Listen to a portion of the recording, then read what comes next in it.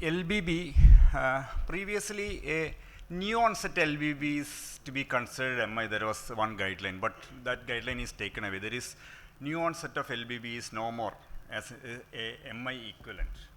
New onset of LBB. So we don't know whether it is new onset of MI or LBB or not. For that you have to have a ECG, previous ECG. Previously new onset of LBB was considered MI equivalent, but that is not there. But when there is LBBB, whether it is new onset or previous, the patient has got very high risk. That is one thing. Second, LBBB produces discordant ST changes. If the QRS is one direction, ST will be in the opposite direction. So in V1, V2, V3, there can be significant ST elevation even without myocardial infarction. So it can confuse. So there is a criteria called Scarbosa criteria, which helps in diagnosing myocardial infarction in presence of LBB. So the point is, LBBB is not a STEMI equivalent. New onset of LBB is not STEMI equivalent anymore, but there are criteria like modified Smith-Scarbosa criteria, where a concordant ST segment elevation of more than 1 millimeter, a concordant ST depression of more than 1 millimeter, and discordant ST segment elevation of more than 25% of the QRS is considered to be a sensitive marker of STEMI, or can be considered as a STEMI equivalent as per ACC/AHA. Can we thrombolize based on this ECG? Yes. So it is considered as STEMI equivalent by modified Smith-Scarbosa criteria in a pace rhythm or LBBB. It is considered as STEMI equivalent. A STEMI equivalent is to be managed just like STEMI. It is not new onset STEMI, but the Scarbosa criteria is satisfied in LBBB, then you can thrombolize, provided the other conditions like the window period is met. Praveen, any difference between this troponin T, troponin I? Should we go for one or the other? The guidelines as such does not specify whether it is troponin T or troponin I, but in renal insufficiency patient it is said that cardiac troponin I is not affected much, and the cardiac, it is more specific for the cardiac part. So it is said that in renal insufficiency you can opt more for cardiac troponin I. As such, in CKD patients you get a troponin elevation. So it is one of the causes for myocardial injury is more in CKD patients.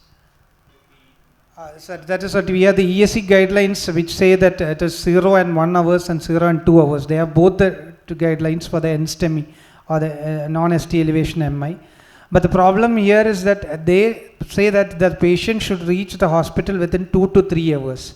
What happens in our context is that the patient comes to the ED after say 6 or 8 hours of chest pain. So the initial drop itself should be positive in our case. And then that is the thing.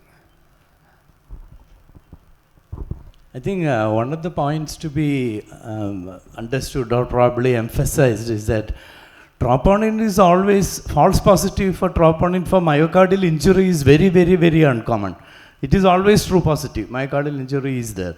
The false positive with respect to whether the myocardial injury is due to coronary artery disease or not. That is the problem. So almost all patients in medical ICU, neuro ICU, all of them will be troponin positive because there is some myocardial injury, maybe due to septicemia, maybe due to acidosis. So I think that is the important point. False positive with respect to coronary artery disease. The term false positive, that is the term true false positive is very rare. As I said, the heterophile antibodies or the fibrin, that part interfering with the analysis part is very rare. So the other is cannot actually be called false positive because troponin represents myocardial injury.